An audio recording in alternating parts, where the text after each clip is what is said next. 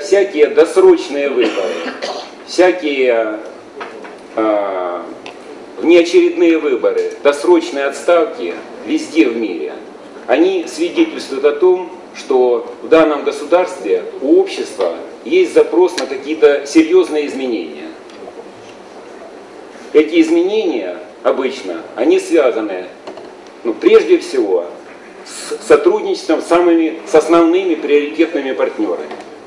Поэтому я думаю, что вот я так обозначил тему своего выступления, разработка каких-то моментов, связанных со стратегией развития Абхазии, новых моментов в ней, непосредственно связана с разработкой, совершенствованием договорных отношений с Россией. И здесь должно быть согласованность должна быть вот этих двух вещей. Стратегии развития Абхазии и отношений с Россией. Как правило,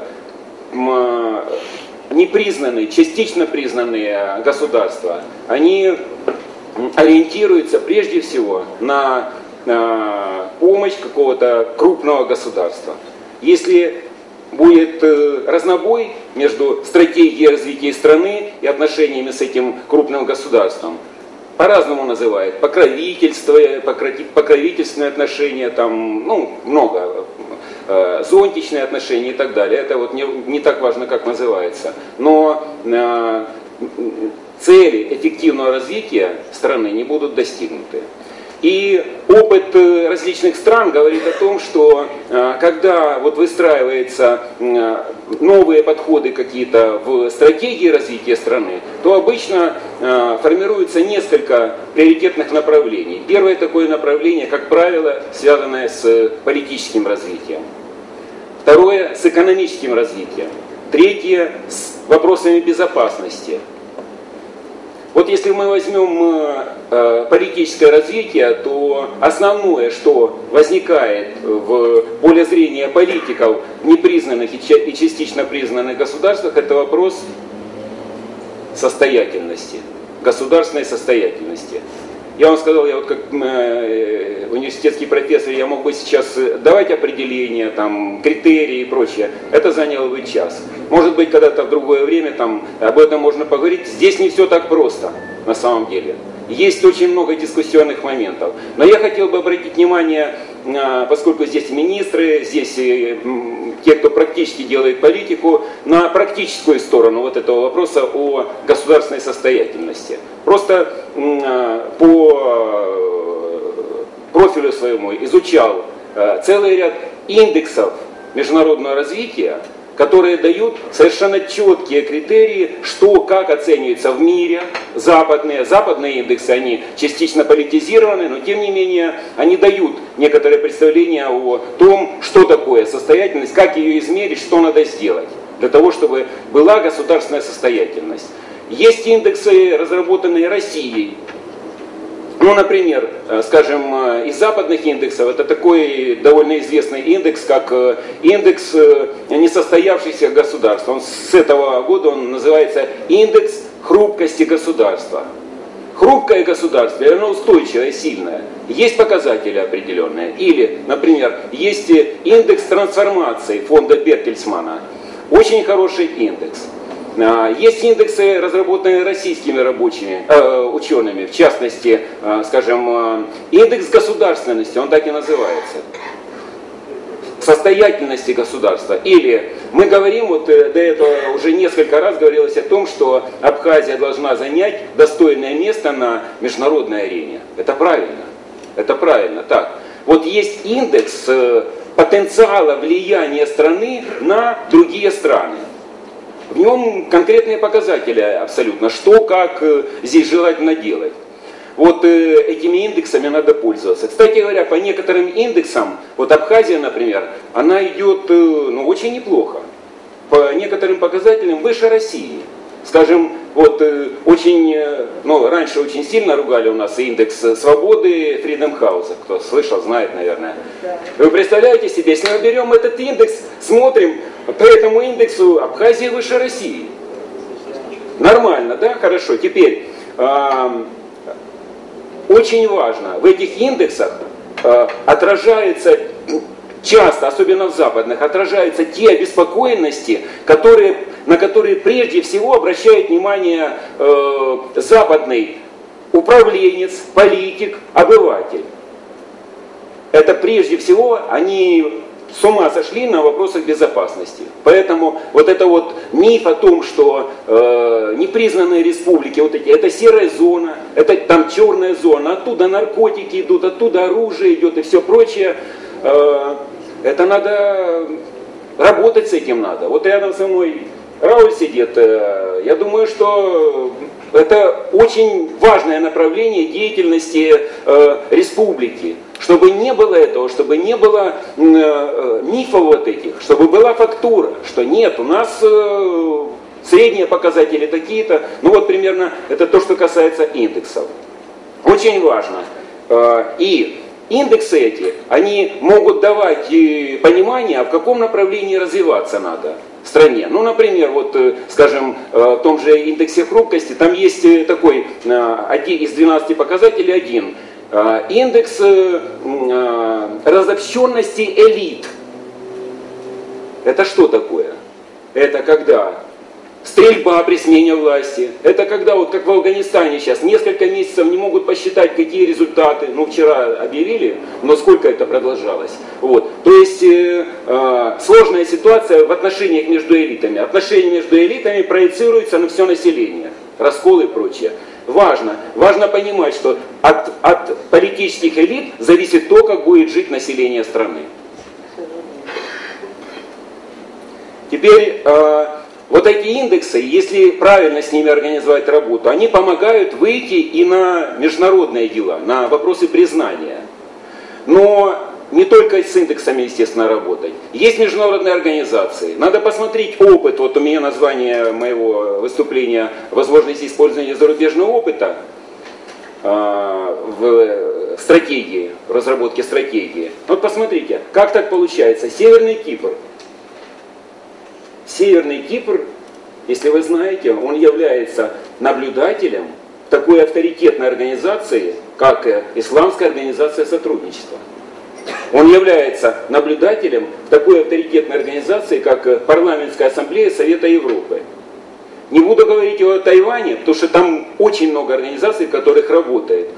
Непризнанные, частично признанные государства, они работают там. Надо изучать вот это, надо работать с ними. Теперь для международного признания очень важное направление – это закономерность. Это работа в самых разных формах, какие вот реально те, которые существуют, с страной, от которой отпочковалось это государство. В данном случае с Грузией. Как строить эту работу? Это надо думать, надо смотреть. Но здесь не может быть, как бы закрыли глаза, мы их не знаем там и прочее. Очень важное направление – это работа с другими, кроме вот России, с другими крупными государствами. Третье. Важное очень, с региональными державами. Вот Турция, например. Ну, по некоторым данным, там 500 тысяч диаспора абхазская, там, по некоторым данным, чуть ли не в неофициальном товарообороте, чуть ли не до четверти доходит доля Турции. Надо работать. Надо использовать это в целях продвижения на международную арену. И это вот то, что касается политического направления, я бы здесь ограничился, хотя говорить можно еще очень о многом. Теперь, что касается экономики.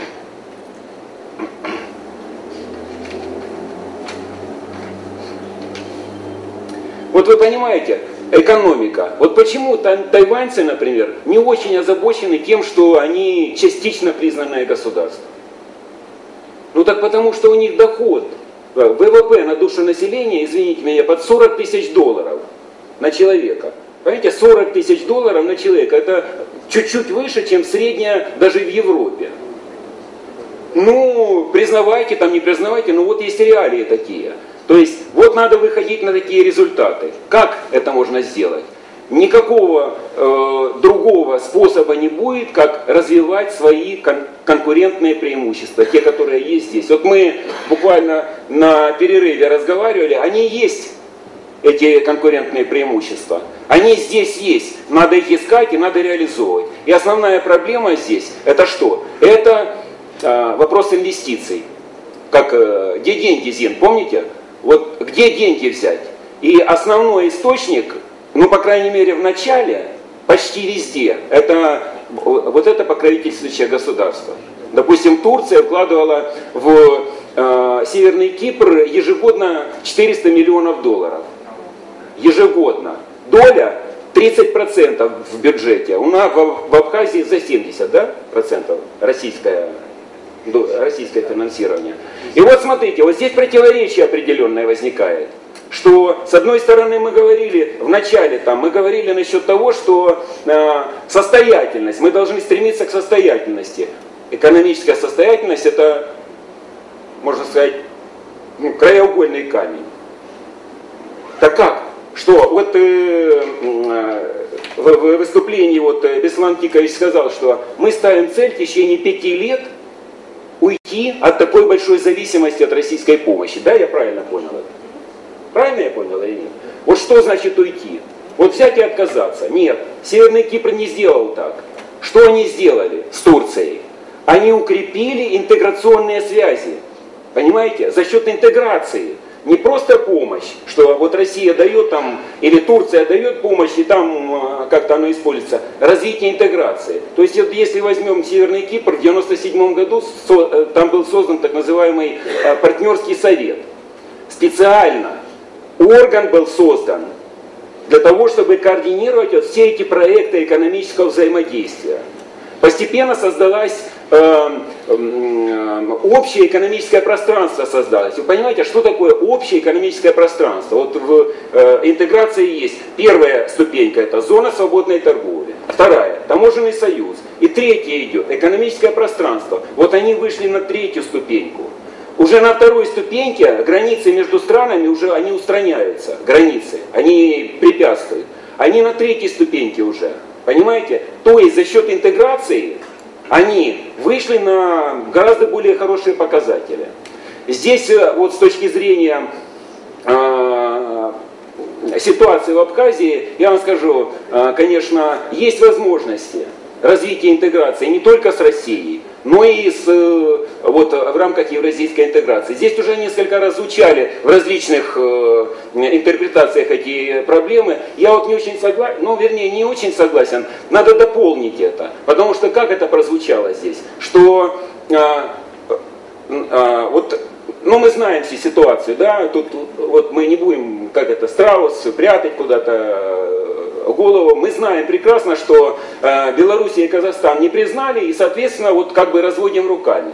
Нет, на этом нельзя останавливаться. Понимаете? И говорить о том, что, ну что, мы будем здесь внутри готовиться, чтобы у нас все было там в Абхазии готовые механизмы, а когда вот они нас признают, мы тогда вступим. Надо посмотреть тоже зарубежный опыт. Вот посмотрите, как так получается.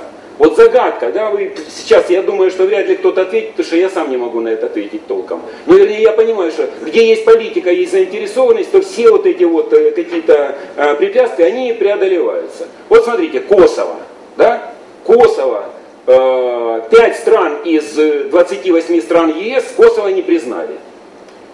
Дороги, соответственно, нет, вроде бы. Что придумывает ЕС?